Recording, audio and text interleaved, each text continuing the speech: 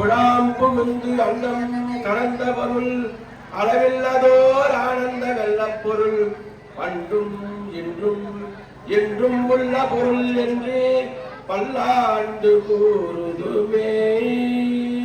இருவினை பாசம் மும்மலக்கள்ளார்தலில் இருவினை பாசம் மும்மலக்கள்ளார்தலில் வருபவக்கடலில்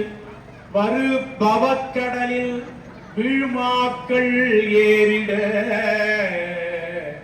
மாக்கள் ஏறிட அருளும் அஞ்செழுத்தை இக்கடல் ஒரு கல்மேல் ஏற்றிடல் உரைக்க வேண்டுமோ.